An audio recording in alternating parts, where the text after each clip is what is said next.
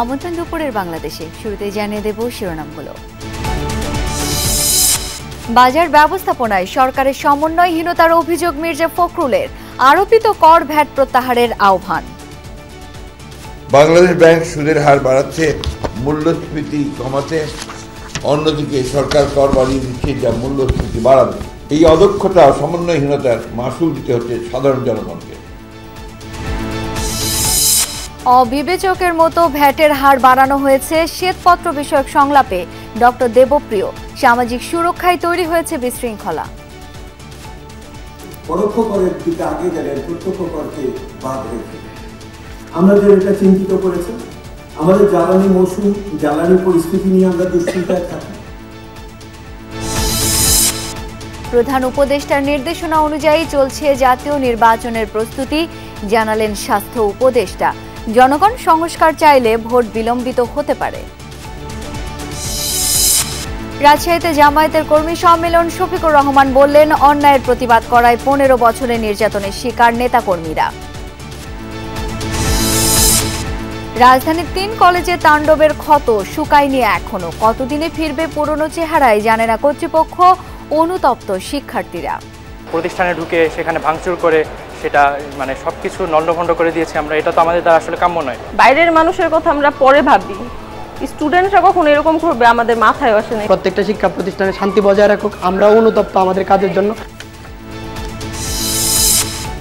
Chittagong DC পার্কের বিশাল পরিসরে চলছে মাসব্যাপী ফুল উৎসব। গ্রামীণ মেলা, কৃত্রিম লেক ও দৃষ্টিনন্দন ঝর্ণায় মুগ্ধ দর্শনার্থীরা। সুন্দর লাগতেছে, এতগুলো ফুল দেখে, নতুন নতুন ফুল দেখে, নতুন ধরনের ফুল দিয়ে ফুলকে সাজিয়েছে। জিনিস কনসেপ্টই তো আলাদা। আমাদের চট্টগ্রামের মধ্যে এত সুন্দর একটা জায়গা হবে আমরা কখনো কল্পনাই করতে পারিনি।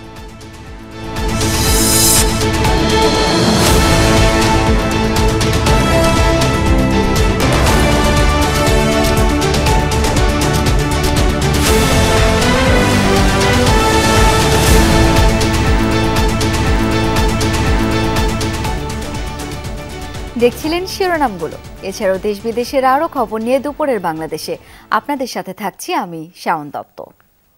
মুদ্রানীতি এবং বাজার ব্যবস্থাপনায় রয়েছে সরকারের সমন্বয়হীনতা, এই অভিযোগ তুললেন বিএনপি মহাসচিব মির্জা ফখরুল ইসলাম।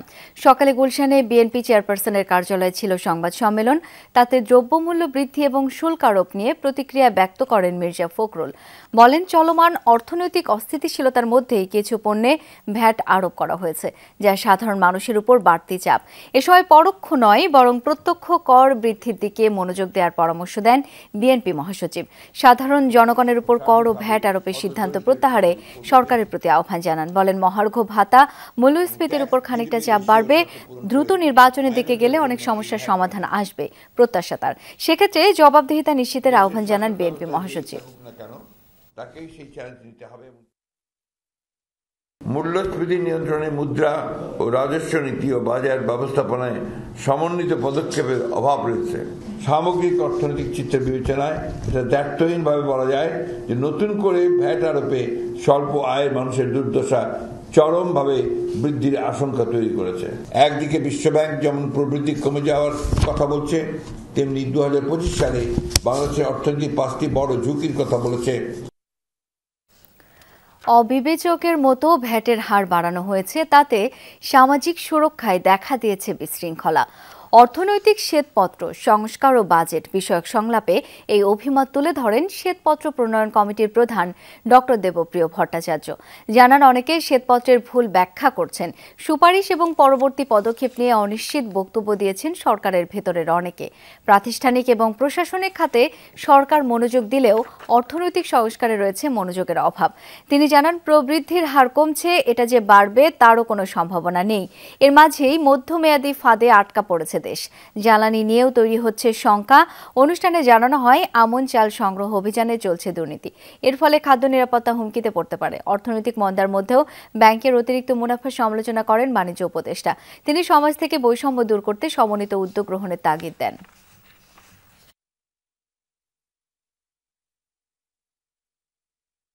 পরোক্ষ করের দিকে আগে গেলে প্রত্যক্ষ করকে বাদ রেখে আমাদের এটা চিন্তিত করেছে। আমাদের জ্বালানি মৌসুম, জ্বালানি পরিস্থিতি নিয়ে আমরা দুশ্চিন্তায় থাকি। গ্যাসের সরবরাহ এবং আগামী বড় মৌসুম এবং গরমের মধ্যে আমার জ্বালানি পরিস্থিতি আরো জটিল হবে এইরকম আশঙ্কা করা হয়েছে। যার কারণে এই বৈষম্য বিরোধী আন্দোলন হয়েছে। So the responsibility and the onus is on us now to appropriately contextualize এবং এই সমাজের বৈষম্যগুলো আমাদেরকে নীতির মাধ্যমে দূর করতে হবে। প্রধান উপদেষ্টার নির্দেশনা অনুযায়ী জাতীয় নির্বাচনের প্রস্তুতি চলছে।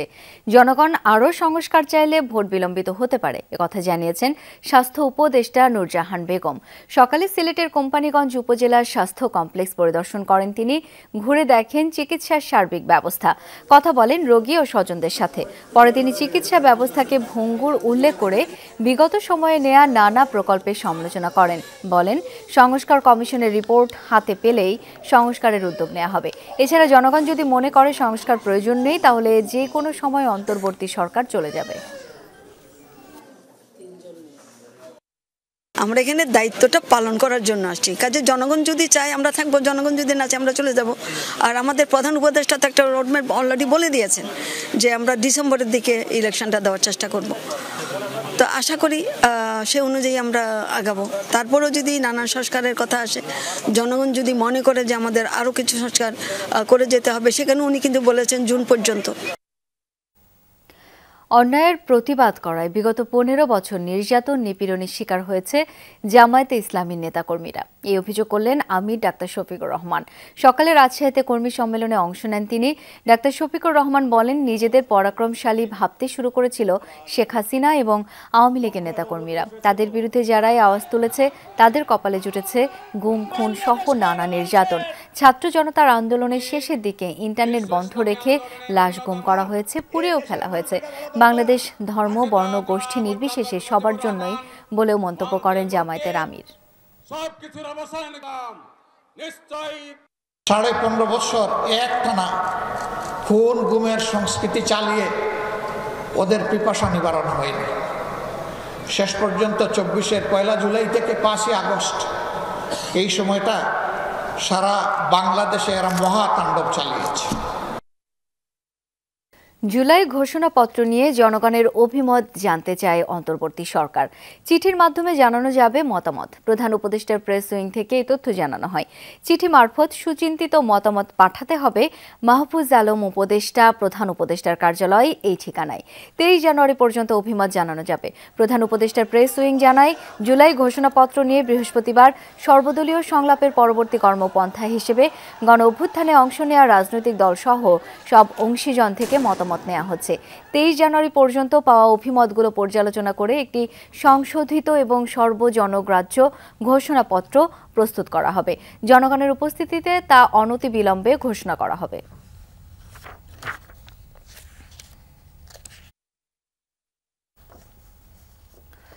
জুলাই গণ অভ্যুত্থানে রাজধানী রামপুরায় আহত রিকশা চালক ইসমাইলের অবহেলাজনিত কারণে মৃত্যুর অভিযোগে চিকিৎসক সহ গ্রেপ্তার 5 জনকে আজ আদালতে তোলা হবে।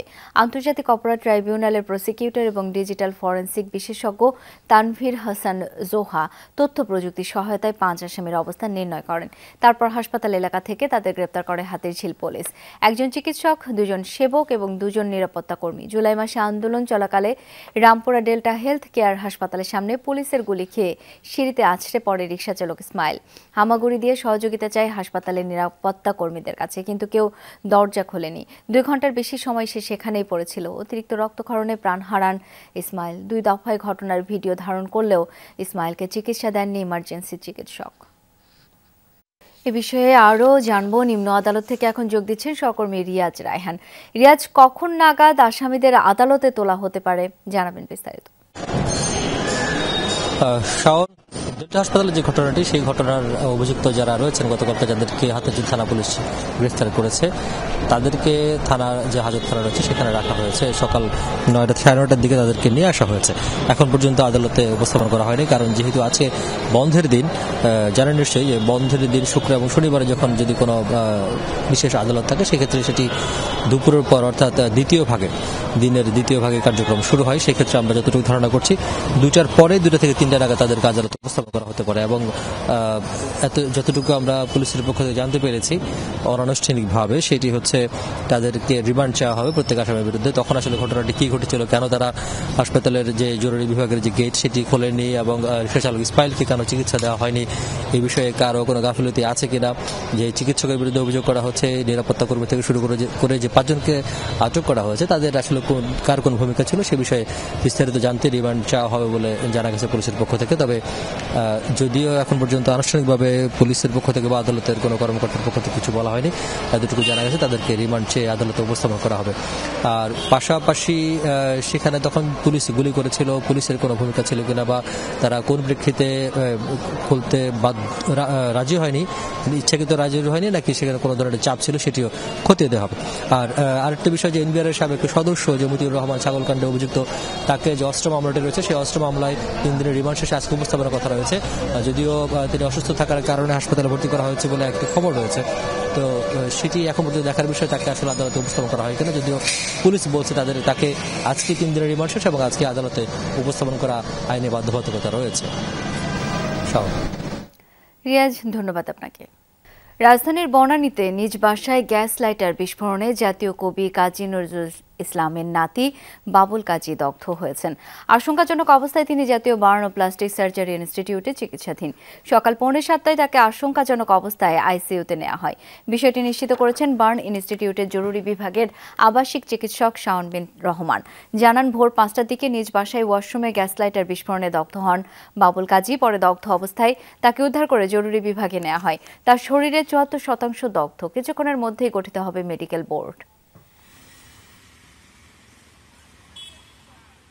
বয়স 59 বছর, 74% বার্ন হয়েছে, প্লাস হচ্ছে উনি ডায়াবেটিক, উচ্চ রক্তচাপ আছে, লিভার ট্রান্সপ্লান্টের একটা হিস্ট্রি আছে 2015 সালে। সবকিছু মিলিয়ে উনি আশঙ্কাজনক অবস্থায় আছেন এবং আইসিইউতে ওনাকে আমরা বর্তমানে চিকিৎসাধীন রেখেছি এবং একটি মেডিকেল বোর্ড গঠন করা হয়েছে। এ বিষয়ে আরো জানবো, যোগ দিচ্ছেন সহকর্মী রেদওয়ান আহমেদ। রেদওয়ান, বাবুল কাজীর সবশেষ অবস্থা সম্পর্কে নতুন কোনো তথ্য পেয়েছেন কিনা? মেডিকেল বোর্ড কি গঠন করা হয়েছে ইতিমধ্যে?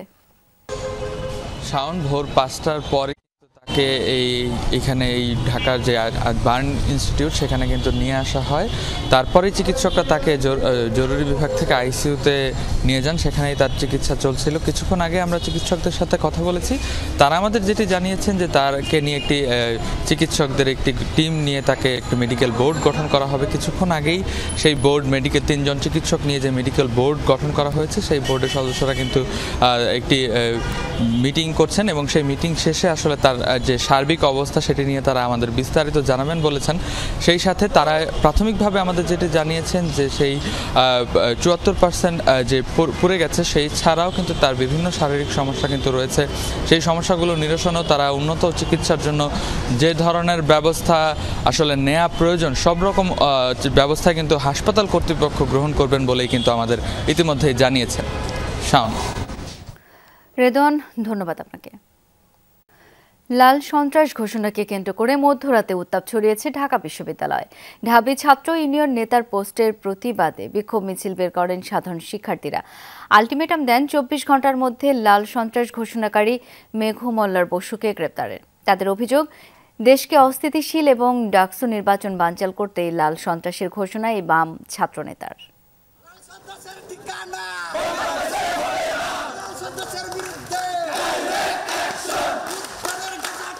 মধ্যরাতে হঠাৎ উত্তাল ঢাকা বিশ্ববিদ্যালয় ক্যাম্পাস, স্লোগান লাল সন্ত্রাসের বিরুদ্ধে। ঘটনার সূত্রপাত ঢাকা বিশ্ববিদ্যালয়ের ছাত্র ইউনিয়ন সভাপতি মেঘু মোল্লার বসুর এক ফেসবুক পোস্টকে ঘিরে। শুক্রবার রাতের সেই পোস্টে লাল সন্ত্রাসী একমাত্র পথ উল্লেখ করে দেশে সহিংস লাল সন্ত্রাসের ঘোষণা দেন তিনি। আর সেই পোস্টের প্রতিবাদেই বিক্ষোভ মিছিলের ডাক দেয় ঢাকা বিশ্ববিদ্যালয়ের সাধারণ শিক্ষার্থীরা। মধ্যরাতে মিছিলটি শুরু হয় ঢাকা বিশ্ববিদ্যালয়ের হলপাড়া থেকে। এতে অংশ নেয় শত শত শিক্ষার্থী।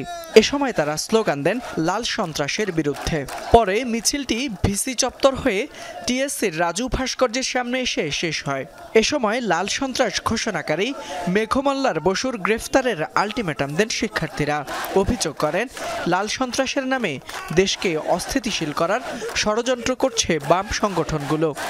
অতি দ্রুত যারা বাংলাদেশের সন্ত্রাস কায়েম করতে চায় তাদেরকে আইনের আওতায় নিয়ে আসতে হবে। বিগত ফ্যাসিস্ট রেজিমে আপনারা দেখেছেন এই সন্ত্রাসী প্রত্যেকটা সংগঠন আওয়ামী লীগের বি টিম হিসেবে কাজ করেছে। ঢাকা বিশ্ববিদ্যালয়ের শিক্ষার্থীদের পক্ষ থেকে এই লাল সন্ত্রাস ঘোষণাকারীকে 24 ঘন্টার মধ্যে আইনের আওতায় আনার দাবি জানিয়ে 1992 সালের ডাকসু বন্ধে লাল সন্ত্রাসের ভূমিকা উল্লেখ করে বিক্ষোভকারী শিক্ষার্থীরা বলেন, ডাকসু নির্বাচন বানচালের আবারও ষড়যন্ত্র করছে এই লাল সন্ত্রাসীরা।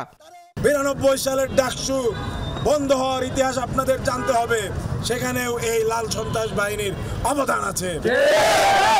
তারা গণতন্ত্র বিরোধী, তারা মানবতা বিরোধী। এই লাল সন্ত্রাসীরা এবং তাদের সহযোগীরা মিলে ঢাবি ক্যাম্পাসে একটি সংঘাত সৃষ্টি করে ডাকসু নির্বাচন বানচাল করে দিতে চায়। পরে সেখান থেকে ঢাকা বিশ্ববিদ্যালয়ের কেন্দ্রীয় লাইব্রেরির পাশে আঁকা সিরাজ শিকদারের গ্রাফিতি মুছে দেয় শিক্ষার্থীরা। তারা বলেন, আর কোনো লাল সন্ত্রাসীকে ষড়যন্ত্র করার সুযোগ দেয়া হবে না। লাল সন্ত্রাসের অন্যতম প্রতীক সিরাজ শিকদারের গ্রাফিতি মুছে দিচ্ছে, যাতে হচ্ছে লাল সন্ত্রাসের চিহ্ন মুছে যায়। এই লাল সন্ত্রাসী সিরাজের আমরা গ্রাফিতি মুছে দিয়েছি এবং আর কোনো লাল সন্ত্রাসী যাতে বাংলাদেশের জন্মগ্রহণ না করতে পারে সেই বার্তা আমরা এখান থেকে দিচ্ছি। যারা রেড টেররের কারণে বাংলাদেশের ছাত্র সমাজ থেকে বিচ্ছিন্ন হয়ে গিয়েছে, তারা ছাত্রদের কাছাকাছি অবস্থান করতে পারছে না, যে কারণে তারা বর্তমানে তাদের পলিটিক্যাল অবজেক্টিভ ফুলফিল করার জন্য তারা লাল সন্ত্রাসকে বেছে নিচ্ছে। বাম সংগঠনগুলো সাধারণ শিক্ষার্থীদের থেকে বিচ্ছিন্ন হয়ে পড়ায় সহিংস লাল সন্ত্রাসের পথে হাঁটছে উল্লেখ করে তাদের যে কোনো অপচেষ্টা রুখে দেওয়ার ঘোষণা দেন শিক্ষার্থীরা। ফয়সাল মাহমুদ, যমুনা নিউজ, ঢাকা। প্রায় 2 মাস আগে সুপার সানডে ও মেগা মানডে কর্মসূচি দিয়ে ঢাকার 3 কলেজে চালানো হামলার ক্ষত এখনো কাটিয়ে ওঠা যায়নি। শিক্ষার্থীদের জন্য পূর্বের পরিবেশ পুরোপুরি ফিরে আনতে পারেনি ডক্টর মাহবুবুর রহমান মোল্লা কলেজ। কবি নজরুল ও শহীদ সোহরাওয়ার্দী কলেজেও একই অবস্থা। 1 বছরেও ক্ষত সারিয়ে ওঠা যাবে কিনা তা নিয়ে সন্দিহান সংশ্লিষ্টরা। তবে এমন তাণ্ডবের জন্য অনুতপ্ত 3 কলেজের শিক্ষার্থীরাই। লুৎফর রহমানের ছবিতে আলামিন হক অহনের রিপোর্ট। প্রিয় প্রতিষ্ঠান এ তাণ্ডবের ক্ষত বয়ে বেড়াবে দীর্ঘদিন। ক্ষণিক সময়ে দেয়ালে সেই ক্ষতের মাঝেই নতুন আগামীর প্রতিশ্রুতি। অবশ্য সবুজে ঢাকা পড়েনি আঘাতের চিহ্ন। ধ্বংসস্তূপ সরিয়ে গৌরবময় সময়ে ফেরার অপেক্ষা এই কলেজের। পাঠাগারে ঢোকার এই নিষেধাজ্ঞা সরবে কবে? কবে খুলবে দরজা গবেষণাগারের? এই উচ্ছল শিক্ষার্থীদের কাছে সেই উত্তর নেই, কারণ দায়িত্ব তাদেরও আছে। ভবনটি আপাতত এখন ওরা মোটামুটি ক্লাসের উপযোগ হয়েছে, কিন্তু প্রথম ভবনটিতে আরেকটু কার্যক্রম বাকি রয়েছে। আমাদের যেই ক্লাসরুমগুলো আছে এগুলো প্রায় অনেক নষ্ট হয়ে গেছিল, ওইগুলো ঠিক হয় না এখন পর্যন্ত। কবে ঠিক হবে বা কয় মাস পরে আবার একদম আগের মতো স্বাভাবিক হবে এখনো বলা যাচ্ছে না। 3 শিক্ষা প্রতিষ্ঠানেই ভাঙচুরের পর থেকে কাজ চলছে। শিক্ষকদের বসার কক্ষ এখনো ঠিক হয়নি। ভাঙ্গা কেবিনেট ঠিকঠাক করার বন্দোবস্ত চলছে 2 মাস পরেও। আঘাতে চুরমার কাচের টুকরো সরেনি অনেক জায়গা থেকে। আমরা 20% করতে পারছি, আর 80% এখনো বাকি আছে। অর্থের ব্যাপার থাকে, হুট করলে তো টাকা পাওয়া যায় না। টাকা আসবে, তারপর ওটা আবার করে, আর যেগুলো জরুরি এগুলা মানে সিরিয়ালে আমরা জরুরিগুলোকে আগে ধরেছি। আস্তে আস্তে আস্তে আস্তে লাগুক, 1 বছর লাগতে পারে, 1-1.5 বছর লাগতে পারে। কবি নজরুল কলেজে অপেক্ষাকৃত কম ক্ষয়ক্ষতি হয়েছে, তবে পাশেই সরকারি শহীদ সোহরাওয়ার্দীতে ক্ষত এখন বেশ দগদগে। ছোট্ট ক্যাম্পাসকে আগের অবস্থায় ফিরিয়ে আনতে শিক্ষা মন্ত্রণালয়ের কাছে অর্থ বরাদ্দ চাইলেও এখনো সাড়া মেলেনি। আমাদের জানালাগুলি ছাত্ররা বসলে বাইরের থেকে বাতাস আসে, যে সমস্ত ক্ষুদ্র ফান্ড যেটা আছে এটা দিয়ে আমরা চেষ্টা করছি। এতদিন যাবৎ মোটামুটি এখন একটা পরিবেশ হয়েছে যে ক্লাস নেওয়ার মতো, পরীক্ষা নেওয়ার মতো। শিক্ষার যে সুষ্ঠু পরিবেশ যেটা সুন্দরভাবে যেটা নেওয়ার জন্য সেই পরিবেশ এখন আমরা করতে পারিনি। শিক্ষার্থীরা বলছেন এমন ঘটনা আর ঘটবে না। শিক্ষার্থীরা বুঝতে পারেনি হয়তো, কিন্তু আমাদের একটা শিক্ষার্থী হিসেবে যদি বলতে চাই তাহলে এগুলো আমাদের পক্ষে আর দেখা সম্ভব না। আমরা তো সন্ত্রাসী করতে পারি না, এরকম একটা প্রতিষ্ঠানে ঢুকে সেখানে ভাঙচুর করে সেটা মানে সবকিছু লণ্ডভণ্ড করে দিয়েছে আমরা, এটা তো আমাদের দ্বারা আসলে কাম্য নয়। হামলা তাণ্ডবের জন্য অনুতপ্ত সবাই। আমাদের কলেজ ধ্বংসস্তূপে পরিণত করে ফেলছে। তারপরের ঘটনাটা হচ্ছে বেশি উচ্ছ্বসিত হয়ে আমরা চলে গেছি। শিক্ষার্থী ভাই প্রত্যেকটা শিক্ষা প্রতিষ্ঠানে শান্তি বজায় রাখুক। আমরা অনুতপ্ত আমাদের কাজের জন্য, ওনারা অনুতপ্ত হবে এটাই আমরা আশা করি। বাইরের মানুষের কথা আমরা পরে ভাবি, স্টুডেন্টরা কখন এরকম করবে আমাদের মাথায় আসে নাই। গত বছরের নভেম্বরে এক শিক্ষার্থীর মৃত্যুর ঘটনায় সুপার সানডে কর্মসূচি দিয়ে শহীদ সোহরাওয়ার্দী কলেজ ও কবি নজরুল কলেজে ভাঙচুর করে ডক্টর মাহবুবুর রহমান মোল্লা কলেজের শিক্ষার্থীরা।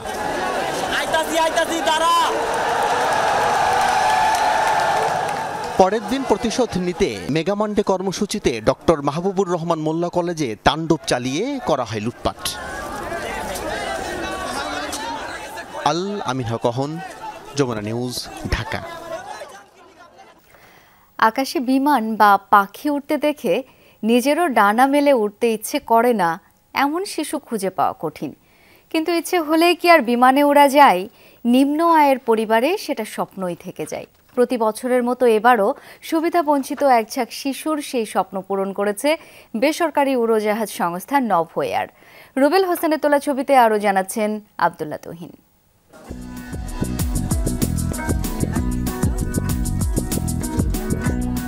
কারো বাবা থাকলেও মা নেই, মা আছে তো বাবা নেই। কারো পরিবার চলে রিক্সা চালিয়ে, কেউ আবার কাজ করেন অন্যের বাসায়। সমাজের এমন নিম্ন আয়ের সুবিধাবঞ্চিত শিশুদের অনেকেই এখন স্কুলে যাচ্ছে। বেসরকারি সংস্থা পরিচালিত বিভিন্ন বস্তির স্কুলের একঝাঁক শিশুর স্বপ্ন পূরণ করেছে নভোএয়ার।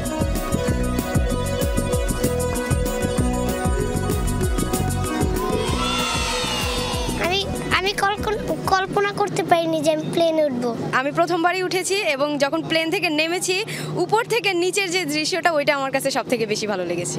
অনেক পাহাড় দেখছি, তারপরে আরো বিভিন্ন কিছু দেখছি। জীবনে প্রথম আকাশে ওড়াটা যেন বিশ্বাসই হচ্ছে না ছোট্ট শিশুদের, খুশি যেন উপচে পড়ছে।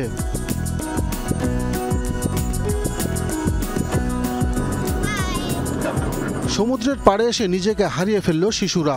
লোনা পানিতে পা ভিজিয়ে বিশ্বাসই করতে পারছে না গল্পে শোনা স্বপ্নের সেই কক্সবাজারে তারা। কেউ ব্যস্ত পানিতে, কেউ ছবি তোলাতে। আমরা প্লেনে উঠেছি, তারপর অনেক খাওয়া দাওয়া করেছি, অনেক মজা করেছি। ছোটবেলায় আকাশে প্লেন উঠতো আর আমার ইচ্ছে করতো যে আমিও একদিন বড় হয়ে উঠবো। আর আজকে আমি প্লেন উঠতে পেরেছি, তাই জন্য আমার আজকে অনেক ভালো লাগছে। ছোটবেলায় চিন্তা করতাম যে কবে এই প্লেনটাই উঠবো, আকাশে উড়ে কেমন দেখতে, ভিতরে কেমন লাগে, ওটা ভাবতাম সবসময়। এখন দেখি নিজে উঠে যে কি একটা ফিলিংস আসে এবং সমুদ্রের পাশে যে কি যে লাগলো আমার মনে, এটা আমি নিজে বলে বোঝাতে পারছি না। বড় হয়ে ডাক্তার হতে চাই, কিন্তু আমার প্লেনে ওঠার শখ ছিল, সেটা পূরণ হলো আজকে। অনেক বাড়ি দেখলাম, পুরো শহর, আর অনেক বাড়ি, আর অনেক নদী, আর অনেক বালি। আমি অফিসার। আমি দেশের সেবা করতে চাই। আকাশপথে একযুগ পূর্তির দিনটি স্মরণীয় করতেই শিশুদের স্বপ্নকে আরও বড় করার উদ্যোগ নেয় নভোএয়ার। ওরা জানতেও পারে না যে কি ধরনের স্বপ্ন দেখতে হবে। ওরা আরো বড় স্বপ্ন দেখুক। ওরাও যে দেশের একজন সচ্ছল মানে স্বাবলম্বী এবং ভালো নাগরিক হিসেবে গড়ে উঠতে পারবে, সেই স্বপ্নটা আমার ওদের দেখানো হচ্ছে। স্কুলের সহযোগিতা এবং এদের মধ্যে ওদের যে কার্যক্রমের ভিডিওগুলো স্কুলে ওরা দেখবে, অন্য বাচ্চারাও সেটা দিয়ে অনুপ্রাণিত হবে। এর আগে বিমানবন্দরের সাথেও পরিচয় করিয়ে দেওয়া হয় স্কুল পড়ুয়া ছোট্ট এই শিশুদের। বেসরকারি নভোএয়ারের মতো অন্যান্য বেসরকারি এবং সরকারি এয়ারলাইন্সগুলো যদি সুবিধাবঞ্চিত শিশুদের বছরে অন্তত 2-1 বার এই ধরনের সুযোগ দেয়, অর্থাৎ আকাশ ভ্রমণের সুযোগ দেয়, তাহলে অন্যান্য সুবিধাবঞ্চিত শিশুরাও তাদের মন বড় হবে এবং তারা এই নতুন এক আকাশপথের সাথেও পরিচিত হওয়ার সুযোগ পাবে। Abdullah Tuhin, Jamuna news, Cox's Bazar airport, Cox's Bazar. London ক্লিনিকে চিকিৎসাধীন বিএনপি চেয়ারপারসন খালেদা জিয়ার সুস্থতার জন্য দেশবাসীর কাছে দোয়া চেয়েছেন তার ছেলে তারেক রহমান। লন্ডন ক্লিনিকের সামনে অপেক্ষমান সাংবাদিকদের সঙ্গে কথা বলার সময় মায়ের সুস্থতার জন্য সবার কাছে দোয়া চান বিএনপির ভারপ্রাপ্ত চেয়ারম্যান। এদিকে শুক্রবার লন্ডন সময় বিকেল 5:30টায় খালেদা জিয়ার চিকিৎসায় গঠিত মেডিকেল বোর্ড বৈঠকে বসেছে জানান বিএনপি চেয়ারপারসনের ব্যক্তিগত চিকিৎসক ডাক্তার মোহাম্মদ আল মামুন। মেডিকেল বোর্ডে লন্ডন ক্লিনিক এবং বাংলাদেশের বিশেষজ্ঞ চিকিৎসকদের পাশাপাশি যুক্তরাষ্ট্রের জন হপকিন্স মেডিকেল কলেজ হাসপাতালের বিশেষজ্ঞ ডাক্তাররা ভার্চুয়ালি যোগ দেন। এছাড়া তারেক রহমান ও তার স্ত্রী বিশিষ্ট কার্ডিওলজিস্ট ডাক্তার জোবাইদা রহমান উপস্থিত ছিলেন। মেডিকেল বোর্ডের সিদ্ধান্ত নিয়ে ব্রিফ করা হবে আজ বাংলাদেশ সময় সন্ধ্যা 7টায়। মায়ের কথা যখন বললেন স্বাভাবিক দেশবাসীর কাছে তো একটাই বলবো, উনি দেশের নেত্রী, কাজেই দেশবাসীর কাছে অনুরোধ জানাবো সন্তান হিসেবে ওনার জন্য দোয়া করার জন্য। রাজধানীর হাজারীবাগ এলাকায় একটি ছাত্রী হোস্টেল থেকে পুষ্পিতা বিশ্বাস নামে ইডেন মহিলা কলেজের এক শিক্ষার্থীর ঝুলন্ত মরদেহ উদ্ধার করেছে পুলিশ। দিবাগত রাত 3টা নাগাদ তার মরদেহ উদ্ধার করা হয়। ময়নাতদন্তের জন্য ঢাকা মেডিকেল কলেজ মর্গে পাঠানো হয়েছে লাশ। হাজারীবাগ থানার উপপরিদর্শক এসআই মোহাম্মদ জব্বার জানান, ফ্যানের সাথে ওড়না পেঁচানো অবস্থায় ঝুলন্ত মরদেহটি পান তারা। জানান, ইডেন মহিলা কলেজের ইতিহাস বিভাগের প্রথম বর্ষের ছাত্রী ছিলেন পুষ্পিতা। রাতে সবার অগোচরে গলায় ফাঁস দেন তিনি, তবে আত্মহত্যার কোনো কারণ জানা যায়নি। বরিশালে বাসের ধাক্কায় এক মোটরসাইকেল আরোহী নারী নিহত হয়েছেন। আহত হয়েছেন তার স্বামী ও সন্তান। শুক্রবার রাতে বাকেরগঞ্জে বরিশাল কুয়াকাটা মহাসড়কে এই ঘটনা ঘটে। পুলিশ জানায়, রাতে বাজার করে পরিবার নিয়ে বাসায় ফিরছিলেন সেনা সদস্য বুলবুল। দুধর্ম এলাকায় পৌঁছলে সাকুরা পরিবহনের একটি বাস পেছন থেকে মোটরসাইকেলে ধাক্কা দেয়। এ সময় ঘটনাস্থলে প্রাণ হারান হোসনে আরা বেগম। গুরুতর আহত অবস্থায় বুলবুল ও শিশু আদিয়ানকে ঢাকা সিএমএইচে আনা হয়। চট্টগ্রামে 194 একর জায়গা জুড়ে তৃতীয়বারের মতো মাসব্যাপী ফুল উৎসবে প্রতিদিন ভিড় করছেন দূর দূরান্ত থেকে আসা হাজারো দর্শনার্থী।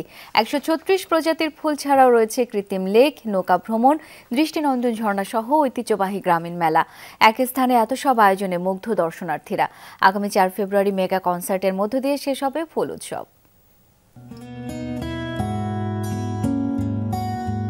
এ যেন এক ফুলের রাজ্য। গোলাপ, জবা, সূর্যমুখী সহ দেশি বিদেশি 136 প্রজাতির লক্ষাধিক বাহারি ফুল নজর কাড়ে সবার। ডিসি পার্কে ফুলের সুবাস নিতে প্রতিদিন দূর দূরান্ত থেকে আসছেন অনেকে। ভিন্নধর্মী আয়োজনে মুগ্ধ সবাই। অনেক ভালো লাগছে, ফুল দেখে সবকিছু সুন্দর লাগতেছে। এতগুলো ফুল দেখে, নতুন নতুন ফুল দেখে, নতুন ধরনের ফুল দিয়ে ফুলকে সাজিয়েছে। জিনিস কনসেপ্টই তো আলাদা। এসে অনেক সুন্দর লাগতেছে, অনেক ফুল ছবি তুললাম। এত সুন্দর মনোরম ফুটন্ত যে মানে ফুলের, মনে হচ্ছে আমি একটা ফুলের বাগানে দাঁড়িয়ে আছি। এর বাইরে কৃত্রিম লেক, সুসজ্জিত নৌকায় ভ্রমণ, দৃষ্টিনন্দন ঝর্ণা ফুল উৎসবে যুক্ত করেছে ভিন্ন মাত্রা।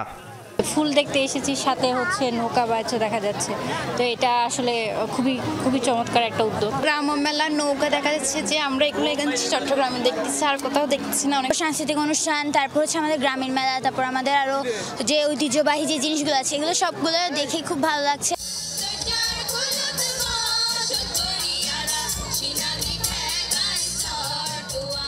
দর্শনার্থীদের বিনোদনে প্রতিদিন সাংস্কৃতিক অনুষ্ঠানে পরিবেশিত হয় নাচ, গান। অনেক দূরের থেকে জার্নি করে আসছি দেখার জন্য, সুন্দর লাগতেছে। বাচ্চা কাচ্চা নিয়ে অনেক ভালো লাগতেছে, ছবি তুলতে পারতেছি। প্লেসটাও সুন্দর, সুন্দর একটা পরিবেশ, ফুল, প্রকৃতি সবকিছুই সুন্দর। এখানে আসলে সবারই মন ভালো হয়ে যাবে। নৌকা দেখছি আমি, তারপরে বিভিন্ন ফুড যে কার্ডগুলো আছে ওগুলো দেখলাম, তো সবাই যার যার মধ্যে এনজয় করছে। আমাদের চট্টগ্রামের মধ্যে এত সুন্দর একটা জায়গা হবে আমরা কখনো কল্পনাই করতে পারিনি।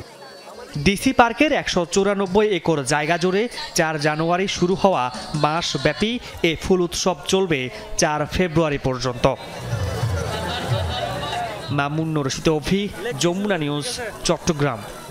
পশ্চিমা আধিপত্যবাদের বিরুদ্ধে একসাথে কাজ করবে রাশিয়া, ইরান। সামরিক ও নিরাপত্তা হুমকি মোকাবেলায় পরস্পরের পাশে থাকবে মস্কো, তেহরান। শুক্রবার 20 বছর মেয়াদী কৌশলগত অংশীদারিত্ব চুক্তি স্বাক্ষর করেছে দুই দেশ। ইরানের প্রেসিডেন্ট মাসুদ পেজেশকিয়ানের মস্কো সফরে হয়েছে এই সমঝোতা। ইরানের প্রেসিডেন্ট নির্বাচিত হওয়ার পর মাসুদ পেজেশকিয়ানের প্রথম মস্কো সফর। ক্রেমলিনে রুশ প্রেসিডেন্ট ভ্লাদিমির পুতিনের সাথে বৈঠক হয় পেজেশকিয়ানের। আলোচনার পর 20 বছর মেয়াদী চুক্তিও হয় দুদেশের মধ্যে। প্রতিরক্ষা, প্রযুক্তি, জ্বালানি, বাণিজ্যের মতো গুরুত্বপূর্ণ খাতে পারস্পরিক সহযোগিতার কথা বলা হয় এতে। চুক্তি স্বাক্ষরের পর যৌথ সংবাদ সম্মেলনে অংশ নেন রাশিয়া ও ইরানের প্রেসিডেন্ট। এই চুক্তিকে দুদেশের সম্পর্কের নতুন অধ্যায় আখ্যা দেন পেজেশকিয়ান। গুরুত্বপূর্ণ পারস্পরিক সহায়তা ও দ্বিপাক্ষিক সম্পর্ক উন্নয়নের রূপরেখা এই চুক্তি, এমন মন্তব্য করেন পুতিন। পশ্চিমা আধিপত্যের বিরুদ্ধে একসাথে কাজ করার কথাও বলেন তিনি। গভীর দ্বিপাক্ষিক সম্পর্কের একটি রূপরেখা এই চুক্তি। রাজনীতি, নিরাপত্তা, বাণিজ্য, বিনিয়োগ সহ গুরুত্বপূর্ণ খাতে সুনির্দিষ্ট লক্ষ্য নির্ধারণ করেছি আমরা। বহির্বিশ্বের চাপ ও আধিপত্যের চর্চা, অযৌক্তিক ও উদ্দেশ্যমূলক নিষেধাজ্ঞাকে একসাথে প্রতিহত করব। ইরান ও রাশিয়ার সম্পর্কে নতুন একটি অধ্যায় উন্মোচিত হলো, বিশেষ করে বাণিজ্য ও অর্থনৈতিক সহযোগিতায়। পারস্পরিক স্বার্থের ভিত্তিতে হয়েছে এই চুক্তি। অর্থনৈতিক ও বাণিজ্যিক খাতে বাধাগুলো দূর করতে একসাথে কাজ করব। পশ্চিমাদেরও উচিত অন্য দেশের নিরাপত্তার প্রতি শ্রদ্ধাশীল হওয়া। ইউক্রেনে পুরোদস্তুর অভিযান শুরুর পর থেকেই যুক্তরাষ্ট্রের সাথে শত্রুতা রয়েছে এমন দেশগুলো যেমন ইরান, চীন, উত্তর কোরিয়া ও বেলারুশের সাথে সম্পর্ক জোরদারে কাজ করছে রাশিয়া। তেহরানের বিরুদ্ধে মস্কোকে ড্রোন ও স্বল্পপাল্লার মিসাইল সরবরাহের অভিযোগ উঠেছে আগেই। এবার দুদেশের নতুন চুক্তি যে পশ্চিমাদের উদ্বেগের কারণ হবে তা অনুমেয়ই। যদিও মস্কো ও তেহরানের দাবি, দ্বিপাক্ষিক সম্পর্ক উন্নয়ন ও পারস্পরিক সহযোগিতাই লক্ষ্য, অন্য কোনো দেশের বিরোধিতা নয়। Dorothy Tasrin, Jamuna news. দুপুরের বাংলাদেশের প্রথম ঘন্টা থেকে আমি শাওন দত্ত বিদায় নিচ্ছি। পরের ঘন্টার খবর নিয়ে ফিরবেন সহকর্মী নাবিলা সোহার। আমাদের সাথেই থাকুন।